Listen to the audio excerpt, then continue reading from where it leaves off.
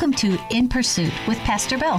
Hey, I'm just a simple guy in pursuit of knowledge, wisdom, understanding, wild game, fish that swim under the ice, tender smoked meat, tasty grilled meat, and Denise. In this hour, we are going to be talking about all of that and a whole lot more. Bill has been with Maranatha since 2005 and the campus pastor at Maranatha Chisago Lakes campus since 2011. Come along and join In Pursuit.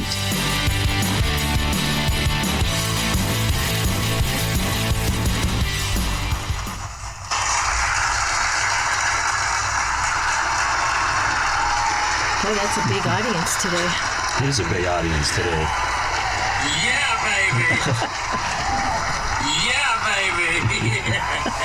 I don't know how long the cheers and the laughing goes. It keeps going and just keeps going. I like how the longer it goes, the people start cheering more. Yeah, it's awesome. It's great. I think they're winding down a little bit here. There we go. Hey, welcome to another episode of In Pursuit. Good to have you joining us. Good to be here with you guys. My name is Bill. I'm Denise. I'm James. And I'm Alice. It's wonderful. We got a nice big crew today. Lots to talk about, a lot of things to input. It's going to be good as always. If you happen to be listening live, please take a second and let us know that you're out there in radio or internet listening land. Nice. You're kind of looking at me like, what are you expecting me to say from that? It's good. It is good, yeah. It's Radio good to be here. Land. Radio land. Yeah. Podcast land. Yeah, it's good to be here. Yeah. Good to be here. Just came from a meeting where I got to have some desserts, little Rice Krispie bars with chocolate on top. I like them things. Did they have a little peanut butter in with the Rice Krispies? What do you think, James? I think so. I would say so, yeah. Yeah. Tastes like it. Yeah, they're good. They're delicious. So, yeah, please let us know that you're here. What do we have front-end stuff to talk about? I don't know that we have any food to talk about. Well, we made that lamb. Oh, tell us about that lamb, because that was really good. It was good. We had a pound of lamb that somebody gave us, and we don't really eat lamb. And so I used a recipe online that was specifically for lamb. And so it had seasoning that I would never normally put with meat, like cinnamon and cloves. But it turned out really good. Tasted good. It was delicious. Dex and Lily didn't like it, but that's okay. And then I made some of that sauce that goes into a hero. Gyro. I say it wrong, so I'm not going to say Gyro. it. It starts with a T. Yeah. What? The Gyro? No, the sauce that goes in a hero. Oh, I was like, you Starts threw with me a for a T. second there. Like, how, you pronounce this starts with a T. I'm He like, almost committed what? me. What? Like the papers were almost signed. It's like Ting Ting or something, wasn't it? See, I don't even want to try. Tzatziki? Yeah, that's it. Listen That to sauce. you. Yeah, it was really good. So then we put it, it's Denise. It's a Denise hero. It's in a tortilla. I didn't have any pita bread or whatever they use, pita pocket. But yeah, it was good. Yeah, it was really good. Yeah, it was Fresh really cucumber. So good. good. Yeah, the sauce was delicious. Yeah. Tzatziki. Nicely done, James. Tzatziki, I was Tzatziki. close. That's great. That's All good. right. Yeah, so that was delicious. Yeah. The that was flavors it. were like, it was just different. Like, it took me a second because I look at it, it's like, okay, this is ground meat. It's either going to be like taco seasoning or it's going to be, like I like just hamburger with onions. I mean, Yeah. I like burger. And so, Salt and pepper. yeah, it's just delicious. So the flavors was a little bit different, but after I got over the difference, we're like, man, this is really, really delicious. Yeah.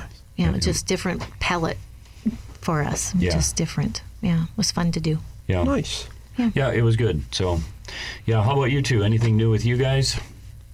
Not really. No? Trying to think. Don't try too hard. It's okay. Yeah. It's okay. I had headaches. Yeah. I don't think so. It's good. Married life still good, James? Yep. Good. Yeah, it's going well. We just rearranged the apartment. Ooh. Yeah, it was kind of funny. I had to leave like 30 minutes before I got after I got the idea. So like I got the idea. I was like, what if we move the couch this way and put the TV on the other wall? And Scotland said, nah, I don't think so. I was like, that's fine. I was just a random idea. And then like we got to like 20 minutes before I had to leave and she was like, Actually, yeah, let's start now. we were just rearranging the whole apartment up until like the very second I had to leave. Oh, that's funny. man. But yeah, that's the newest thing. That's exciting. That's exciting stuff. I hear you. That's great. That's good. Very cool. Well, that's good. Let's see. We have Molly and Megan listening. Chuck and Chris are traveling north on I-94, and they are listening. So Nice. Chris is here. Oh, good afternoon. I am listening, and Alice is back. I don't know what that means. Oh, Alice is back. Yes, It's been a while. that's That's me. nice. I'm like, Alice? Who's Alice? And then Heather's here. She's good. screaming at the top of her lungs. She sent us a... Oops. why is she screaming? Is Matt she's home? so excited. She's excited. Oh, very good. There's our cheering crowd. That's Yep. great. Well, it is good to have you here. Thank you guys for engaging. That's always fun. So there's some stuff. We're kind of going to just get talking about some stuff today. I'm not sure yet what we're in pursuit of, so you guys will have to help with what we're in pursuit of. But Alex Rancor's listening. He said, gyros. That's good. Yeah, Alex, they were so good. Absolutely. Now, Alex, you got me thinking about steak, because one of the best steaks I've ever eaten in my entire life, and I've eaten my share of red meat, was at BJ and Alex's house. Yeah, that was good. On a he- charcoal grill. Yeah. It was amazing. Dang. And they were thick steaks, and I told him this, like, I was worried when he brought out these thick steaks. I'm like, oh man, I don't know about these. And I'm telling you what, every bite of that was good. it was unbelievable. The patience, like, it was all of it. It was just so good. Yeah. Man. That was good. We haven't been invited back since. we did actually. We went back. They had us over again. They had we had a fish fry. That was so good. And that was so good too. so good. Fish tacos and yeah. They kind of know how to cook. Yeah. Well, and then speaking of fish fries, Heather's listening. Matt and Heather had us over here a couple weeks ago. Jinkies, that was good. They had a fish fry. So when we fish and we cook our fish, it's crappies and sunnies, right? Mm-hmm. I'm not really a fisherman, and so Matt and Heather had us over, and they had a bunch of walleyes from Canada, and the idea was fish tacos. I ate so much of that fish just eating the fish, and then they sent a little bag home with us. It was out of, like, cold, just right out of the fridge. Yeah. Oh my gosh, I think it was gone that night. it might have been, yeah. I don't think we even On saved the it way for home. On the way home. Yeah, it was so good. Yeah. It was so good. So anyway, we're spoiled with food. So getting into kind of our topic today, and again, I don't know what we're in pursuit of yet. That'll come, but I want to reiterate the importance of reading our Bibles, because there's always, I believe that this is God's word, and it's alive, and God speaks to us through his word. And I think the way he does that, it's like if I'm having a conversation with one of you, I'm speaking to you about the current state of your life, right? Right. And I just believe so heavily that God does the same thing through his word. You can read it and it'll apply. Like when I was first saved and I was still driving truck and I had my little Bible, and I was just a sponge, and I had a little Bible I would read. I had the Bible on CD. CD. You want to talk about a big pack. But it was precious to me, because it was just one CD after another and it was like dramatized, so they read it in different voices, so it wasn't just like a narrator reading, but every person had a different voice, and I just, like, there were so much that as I listened and just got, like, I was tied into it. Do you know what I mean? I would pull up to a truck stop and go to deliver, and I wouldn't want to get out of the truck to go into the store because it was in the middle of a story or a battle or a parable or something like that. I was just so focused and into it, and the Bible spoke to me, 24 years ago in a certain way. Now fast forward ahead through life and circumstances and growth as a believer, and now I'm reading, and it's God speaking to me in today. It's not like, oh yeah, I read that and here's how it affected me then. I remember that, or if I come across notes, but it's applicable for today. Right. And that's why I can't stress enough to be reading the Bible and paying attention to what is God speaking to us as we read the Bible. Do you know what I mean? I do. And so I want to stress that again. And I said that last week too, and it's just something that's sticking with me because I believe. I mean, I've read the Bible read the Bible numerous times, and still when I'm reading, He's still speaking to me. And I think it's just, you can't stress that enough as believers to not stop reading our Bibles. Yeah. Asking questions, praying, and just growing in that way. So anyway, all that to say, the conversation once again today comes from just reading. I've been going through reading and listening to Nehemiah, and I can't remember if I said I was reading Nehemiah last week or not, but and so in this first chapter and just into the second chapter, Nehemiah gets word, the condition of Jerusalem, the walls are down, just everything that's happening. And the Bible says this, that it says the wall of Jerusalem is broken down and its gates have been burned with fire. Verse 4 then goes on and says, when I heard these things, listen to what he says, I sat down and I wept. For some days I mourned and fasted and prayed before the God of heaven. Okay, so immediately it gets me thinking of this, and I don't want to preach today, but I want to lay a foundation in the next couple minutes for the focus during the second half.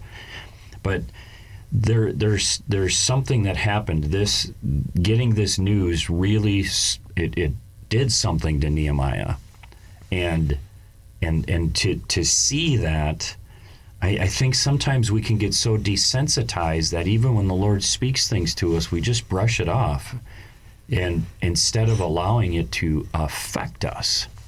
Do you know what I mean? I do. Sad. Yeah, it is, and it's. I think a lot of it is just the desensitizing of the things that really matter most. I mean, our faith, people getting saved.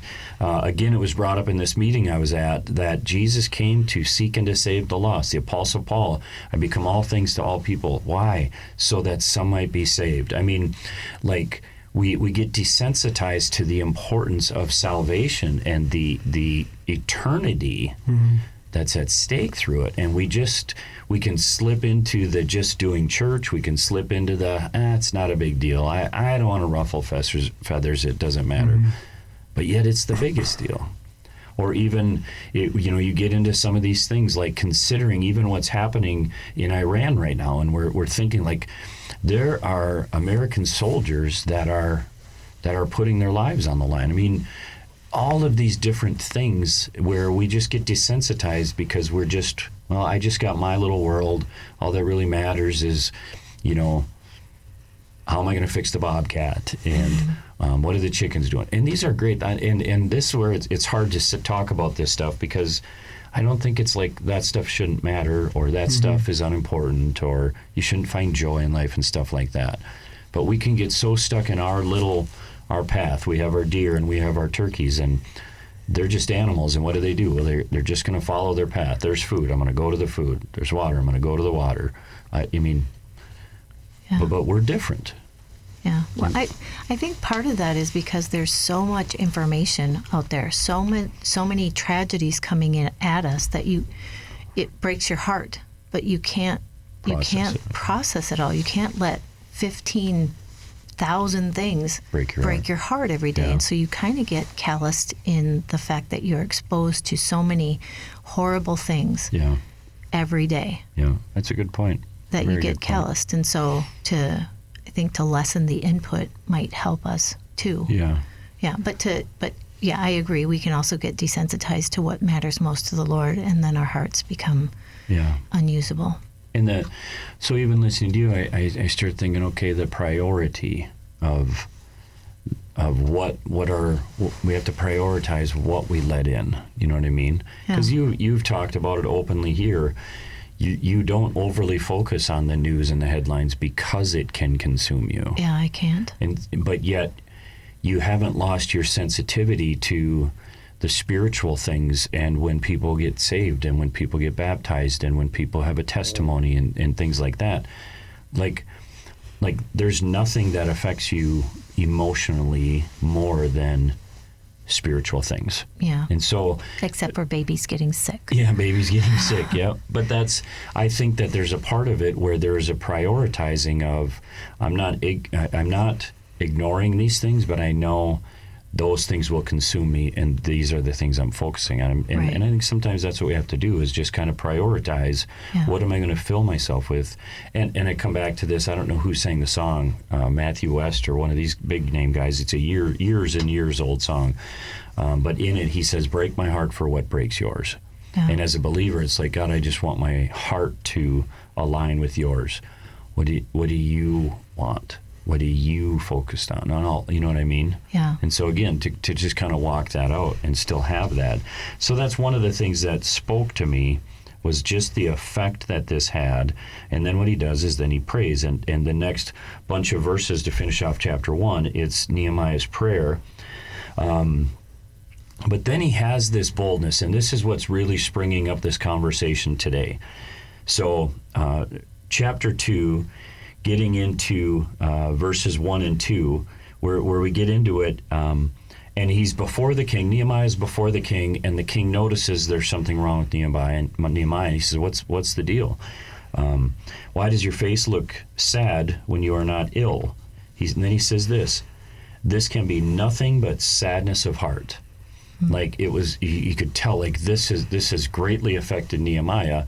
And then Nehemiah writes this, "I was very much afraid, but I said to the king."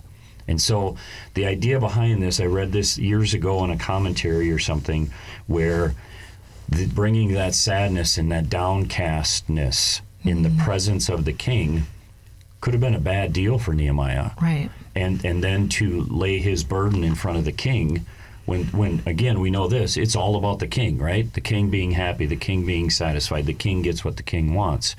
So Nehemiah, he goes, and to continue on, he tells the king what's going on, and ends up bringing the request to want to go to Jerusalem to rebuild and all this stuff, and he receives this blessing. But the part that stuck to me is he had the boldness to come before the king, to ask that he might go, to unveil his emotions, to be genuine about it.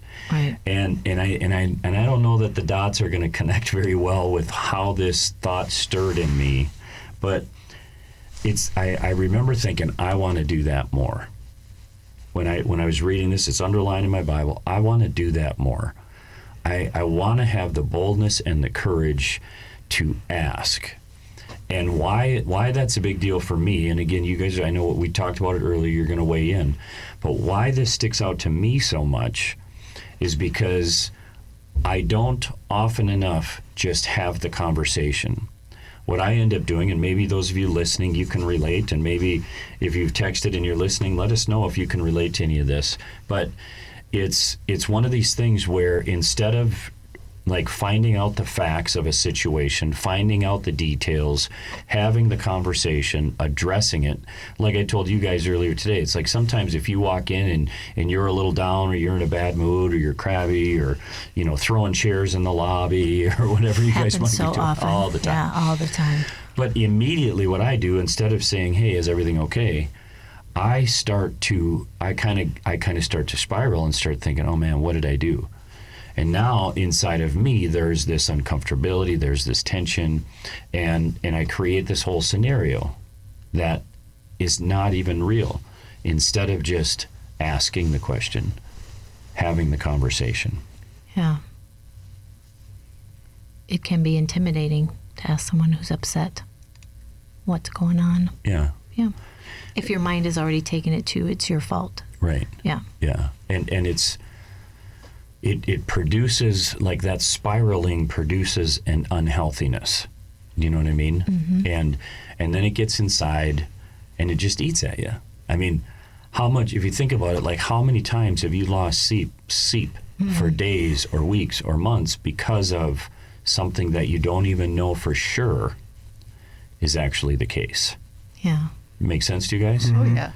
And so again, that's where this thought that we're going to be talking about the second half comes from. Is Nehemiah, he just laid it out there for the king, and then gets the blessing, and kind of like travel permits and all this kind of stuff, that he can go home and he can start rebuilding. Mm-hmm. But there is just this idea in me of just like, save yourself the stress and the strain and have the conversation. Yeah. Instead of letting your mind fill in blanks. Yeah, and that's one of the things I learned from you, Denise, is when we leave things open, there's blanks in the conversation that we're not really sure of the answers. But what we naturally do is fill in the blanks. And typically what we do is we fill the blanks in with the worst possible scenario. Possible case. Yeah, it's just what we do. Stress ourselves out. Yeah. And I've talked to enough people. I don't think that this is just me that does this. I think that there's a lot of people that do this, and so that's kind of what I want to talk about. Is I started reading because it's been on my mind, and it's something I do deal with. I am a spiraler, big time. I mean, just to be honest, I do this. I fill in blanks. I go worst case scenario. By the end of the day, everybody hates me. Everybody's my enemy. Everybody's against me. And that's really where my mind can go if I'm not intentional about it. You know what I mean? Yeah. And so that's where this is coming from. And again, I just know that, or I believe I'm not the only one. And so the second half of the show today, that's what we're going to talk about, is a little bit of the reading and different articles and ideas. And what I have is an acronym for the second half, something that we can maybe kind of learn from. And if you happen to struggle with this or know someone that does, well, maybe today you can have a little idea to help us through this. Sound good? It does. But before we do that, we're going to take our bottom of the hour break. And prior to the bottom of the hour break, we are going to listen to our word of the week. Word of the week. This is the part of the show where Denise and Bill learn new words in pursuit of knowledge and understanding of the English language, and so they can sound smarter.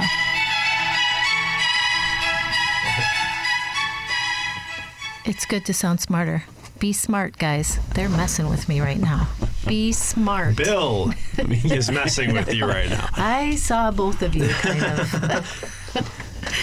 So I'm bringing a word today. It's ludic. Ludic. Any ideas? No. Not at all. Not at all right. It sounds like a Norwegian person's first name. Ludic. Sounds like something in the Winter Games. All very good guesses. Ludic is of, relating to, or characterized by play. Playful. Ludic behavior, a ludic novel. Here's a serious word. So we were being ludic. You were being naughty. Oh, okay. That's what you were being. Not the same word. Ludic is not the same word as naughty. So, did you know about ludic? Here's a serious word that's just for fun. That is to say, it means fun, but it was created in all seriousness around 1940 by psychologists. They wanted a term to describe what children do, and they came up with ludic activity. That may seem ludicrous. Why not just call it playing? But the word ludic caught on, and it's not all child's play anymore. It can refer to architecture that is playful, narrative that is humorous or even satirical, and literature that is light. Ludic is ultimately from the Latin noun ludus, which refers to a whole range of fun things: stage shows, games, sports, even jokes. The more familiar word ludicrous also traces back to the same source. So this word came into existence in 1940. Psychologists created this word from the word ludus. And now I would like to use our new word in a sentence so I don't lose our new word.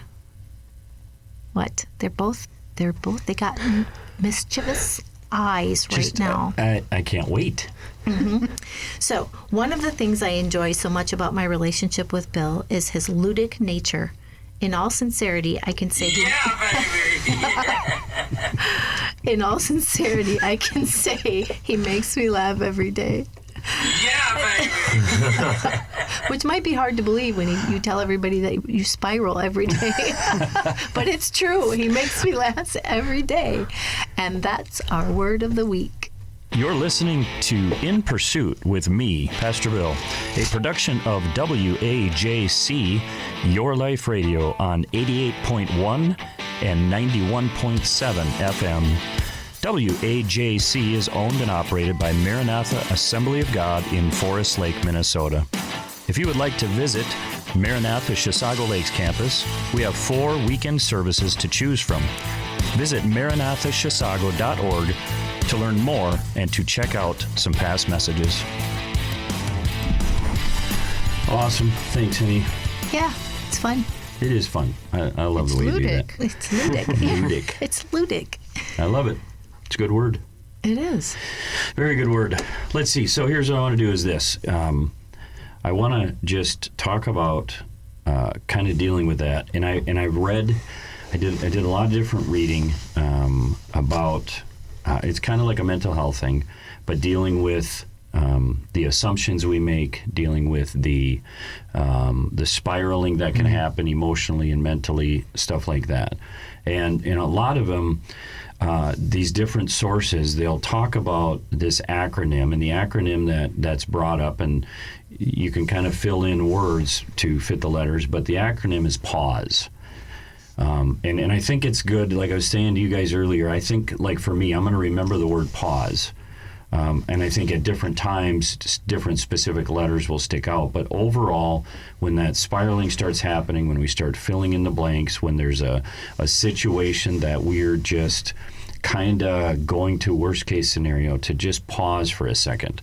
And I want to spend just the remaining few minutes here just kind of addressing that word pause and giving each letter a little bit more definition to stop and consider. Does that sound good? That sounds good. Are you guys with me on this? Like, Yes. like when you want to say something, you just pause and help your mind do like Nehemiah and come before the king and say it. Is that how we're connecting these dots? It's more of mentally, internally pausing. Okay.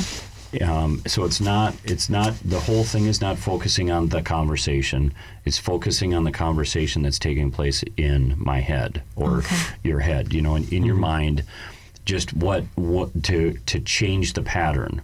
Yeah. We get stuck in these patterns and that's what we have to do. We have to change patterns, Yeah. And so that's what this is. I think this pause is more of a try and interrupt the pattern. Try and change it somehow. Be intentional about it, I'm actually reading a book. Well, it's reading itself to me by Craig Rochelle. Yeah. I forget the name of it, but he talks about ruts and recreating trenches, which ruts are unintentional and trenches are intentionally dug. Interesting. Yeah. So I think that's kind of what you're talking about too, Yep, is yep. you've got a rut in your mind and you need to rewrite it. It's called winning the war in your mind. Oh, yeah. Yeah.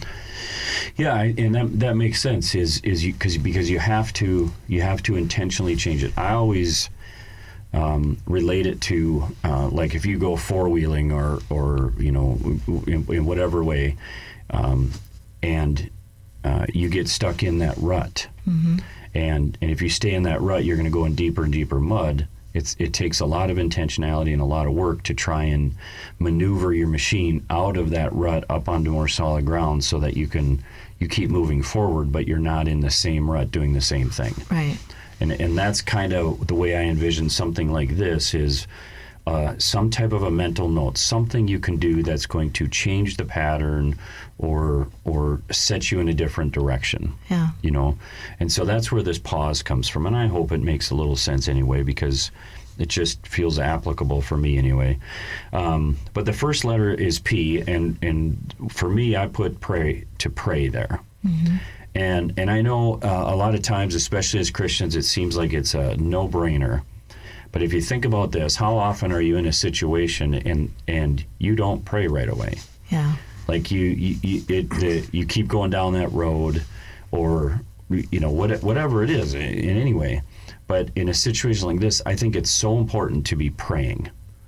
But it's hard when your mind is running so fast Yeah. that you can't stop it even to pray. Yeah. And that's where that, hopefully something like this, like I just got to remember to pause. You hit the pause button, and everything doesn't go away when you hit the pause button. It just stops for a second. And I think that's because you're exactly right, Alice. And I'm as guilty as anybody is. I just don't. I don't just automatically pray about things, especially these hard things. I don't do it as a just this is my first response. Yeah. I recognize this. I need to pray, and I need to ask God. And so to pray, to understand this, like we need God in these things. Yeah. You know, mental health, physical health, spiritual health, all this. Like we need God in everyday lives in so many ways. And I think there's a great importance to this because we have to listen to the truths that God tells us.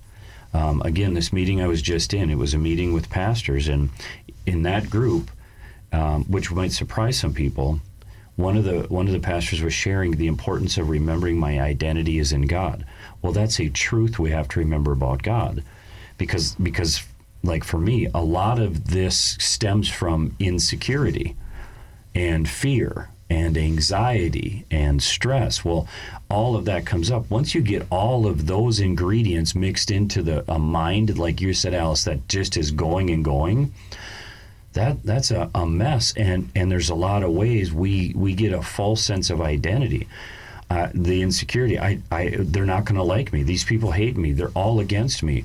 Well, that's not always true. And so when we start hearing the truths from God, when we pray and we're reminded of his truths because we're reading the Bible, now all of a sudden that in and of itself starts to bring a sense of security that says, yeah, if God is for me, who can be against me? Yes, God does love me. Yeah, it's like stopping and talking to the person who loves you more than anybody else in the world could. That's a great way to put it. Yeah. Yeah, and I love that you brought that up, Denise, because like for me, you're my safe space. I can be as real as I need to be, broken, frustrated, whatever it is, I can be as real with you. Well, take that times how many, and now that's who God is to me. Right. And it's a great way to put it, bringing this to that person that loves you more than anybody else in the world. Right. Yeah. It's just smart. Why don't we do it more? Why don't we pray first? Yeah, I don't know. All the time. Yeah. Well, for me, the first thing is to take that thought captive. You know, when I'm racing with my mind, I have to stop long enough to say, would God say this to me? And usually the answer is no. Yeah. And so that starts the conversation there. Yeah. Is this really who I am? Yeah. No, this is not. Yeah.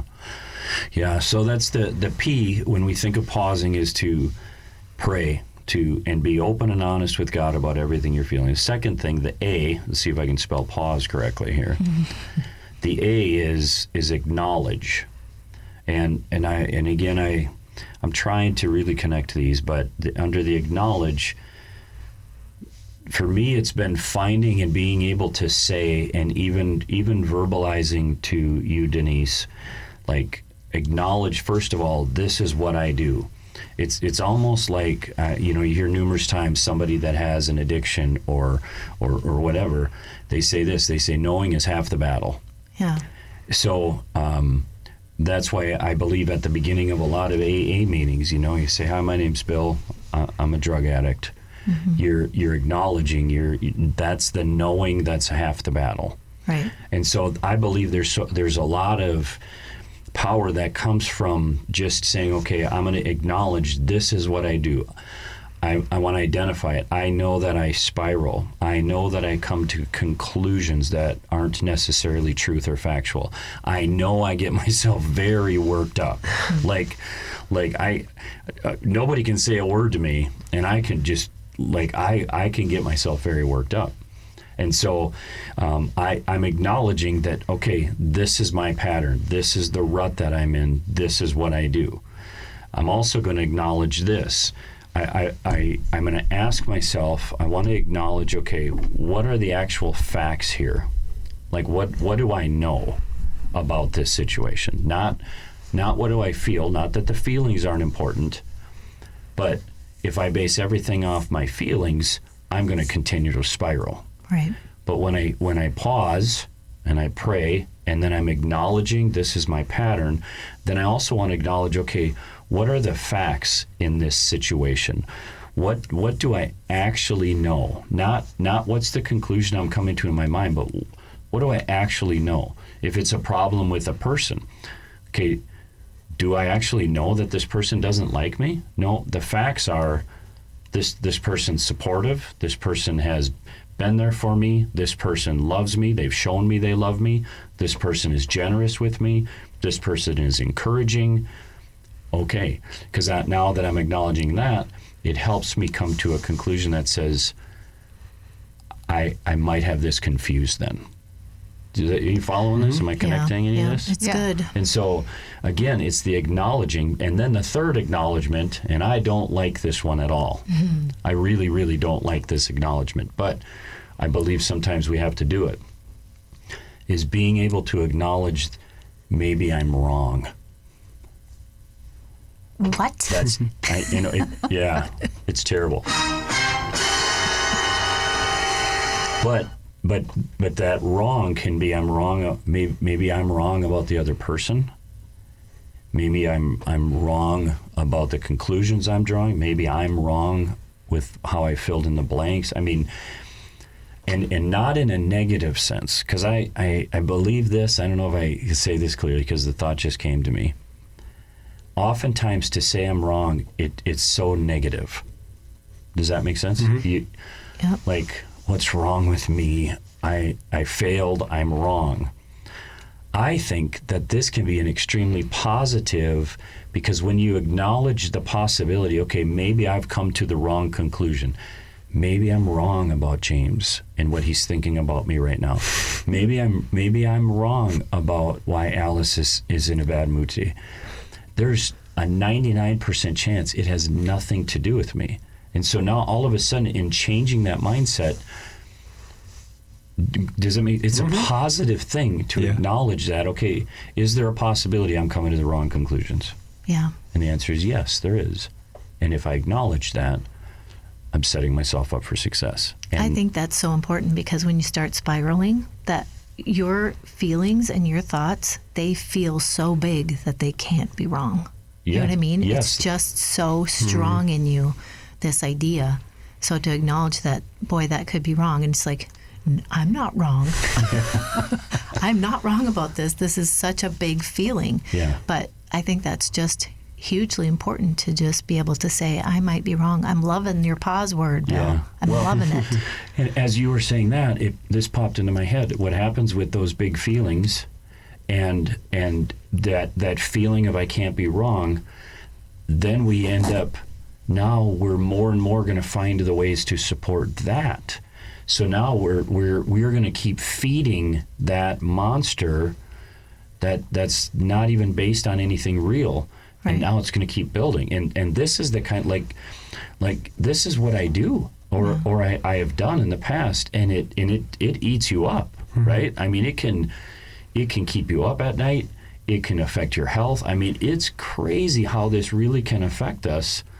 And that one statement, maybe this is, or maybe I'm turning into something it's not, you know? Yeah, maybe I'm wrong. Maybe I'm, to acknowledge this is my pattern, this is what I do.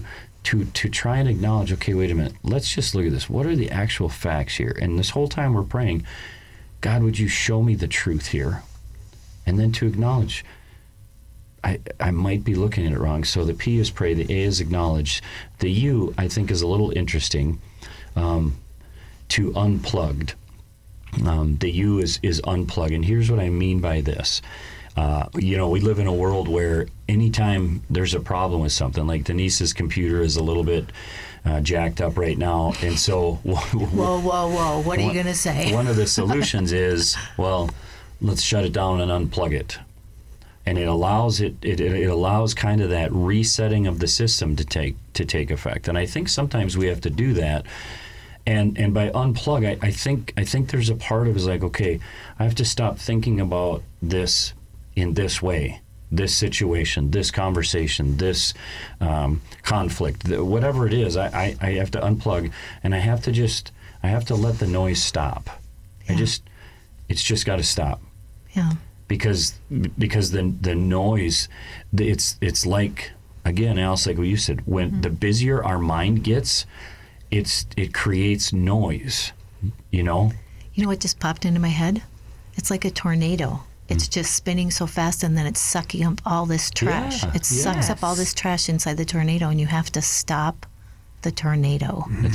Yeah, that's absolutely perfect. Yeah. Because that's exactly what happens. Yeah. So yeah, just to unplug from the standpoint of let the system reboot, step back from it all, quiet the noise for a little bit. So that's the you in this kind of this simple little thing, and it's not easy to do because it's not like life can just stop. Yeah. But somehow we have to mentally step back. Somehow we have to emotionally step back. We have to create that. Shane was saying earlier when we talked about this briefly, like that's what he does. He wants to just go to a quiet place and try and slow the noise down. Yeah. And I think for me the unplugging for me and the reset, it happens when it's not so much when I am by myself unplugging it as it does when I'm talking to you, Denise, about this stuff. Not even that in these conversations I'm always wanting or looking for like fix me type of thing. But I want to say this, and this is back to the acknowledgement. I'm realizing this is what I do. And even in having that kind of a conversation, it helps to reset the system. Yeah. And sometimes the prayer can be the resetting of the system. But it's finding that, because we're all so different, finding what is it that quiets the noise for you. So that's the P, the A, and the U. Now the S is this. It's and this is probably one of the hardest for me to overcome, but the S is to speak, to say something. And I go back to Nehemiah. Ask the question. Ask, lay it before that person. Ask if you can deal with this. Have the honest conversation, because I believe that when we get to a point where we're willing to just ask the question, hey, did I, things seem kind of off today. You okay? I mean, is there something up? Did I do something? I mean, there's so much good that can come out of that. And even as I thought about this, even if the response is, yeah, yesterday when you said this, it really offended me. Okay, what do I have now? The truth. I have the truth. Mm-hmm. Yeah. I have the actual facts. And it's almost like, oh, thank God, I can stop filling in the blanks now because I actually have the fact. Right. Now I can make it right. I can have the conversation, whatever it is I have to do. But it again, and this is not easy to just say it, to speak the words. Oh, it's horribly scary. You can be, yeah, absolutely. And so I would the way my mind works is so why is it so scary? Why am I afraid to ask? Why am I afraid to have the conversation? And I come to like a list of things, just a couple off the top of my head are, it comes back to the insecurity, because maybe I don't really want to know the truth. Because I don't like it when I do things wrong, I don't want to have to apologize. Maybe it's because then we're going to fight. And I don't like conflict. I would rather just leave it in my own head, go crazy, but not have any conflict. And so there's those types of things, or because the control. Like, am I somehow going to lose control? Am I somehow going to make it worse? I mean, there's all of these different thoughts that come in. But even as I say all those, none of them come close to the value you receive from now we know the facts. Is this making sense to Yes. you? Yeah. And so to speak, to have the boldness and the courage to ask the question, to have the conversation, to get the facts, because that's what we want to base things on, is we want to base it on the truth of the situation. And more often than not, like the number of times, Denise knows this, the number of times I'm going to be going to a meeting and I'll lose sleep about it, and I'll like I'm so stressful about it, and then I'll leave the meeting and I'll say, I had nothing to be worried about. Because now I'm leaving, and what do I have? The facts. I have the facts. And so again, that's where if we can just pause, okay, I'm not going to just let this run wild. I'm going to ask the question. Yeah. You know? It's good. Yeah, and to see. And then we get to the E. And the E is all these different studies and readings I was doing. The E is a bunch of different, examples of it. I look at it like this. When we do this, it's empowering. So why do we want to pause? Because we want to be empowered to not deal with the mind that goes crazy. We want to be empowered to handle things properly. So to do this, and then we're empowered. And we were talking earlier, Shane brought up, he kind of pieced together, we're empowered. Do you guys remember what he said? I'm drawing a blank. We're empowered, and then we end up elevating. We're above that spiral now, so there's a freedom that comes with it, Yeah. We end up empathizing because now we have an understanding of the situation, and instead of being so internally focused, now I'm empathizing with the person on the other side of the table. Does that make sense to you? Yeah. And there's a lot of good that can come from that. And so this E, another one was now execute this. Now to do this.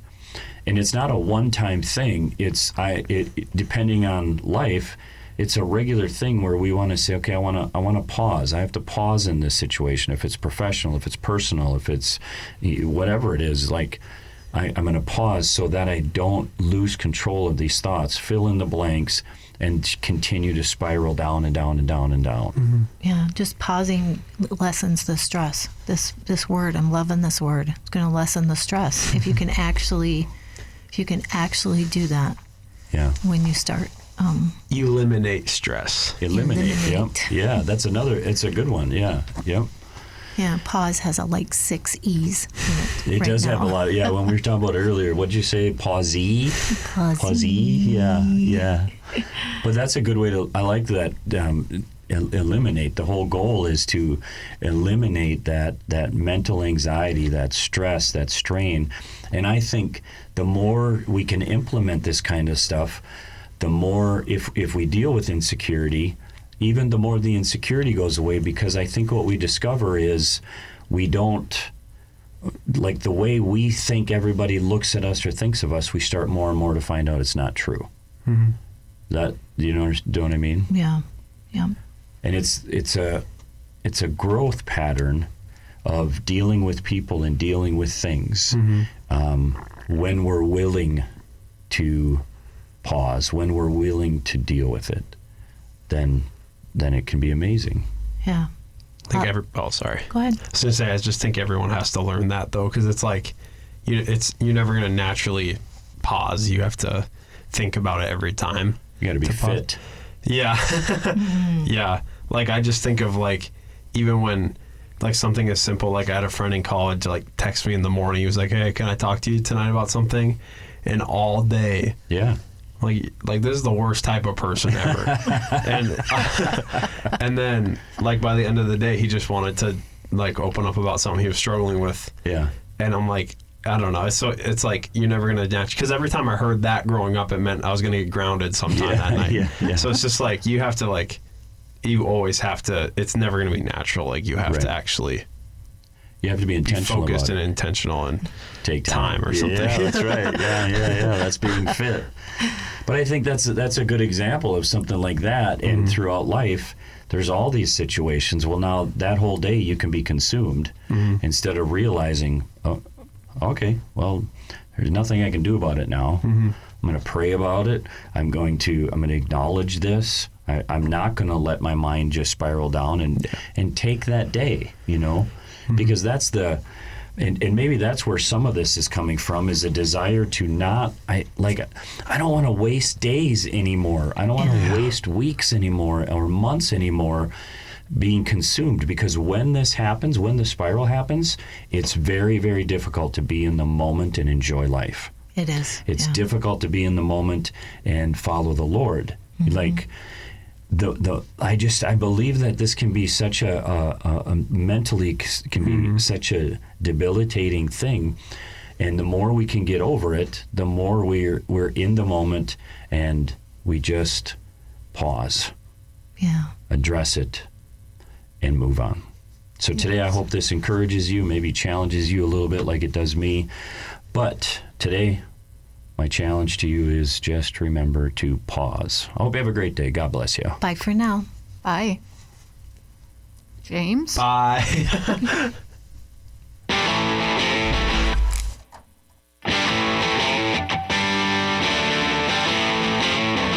Thanks for joining In Pursuit with Pastor Bill and me, Denise. We hope you will tune in next Thursday at noon as the pursuit continues.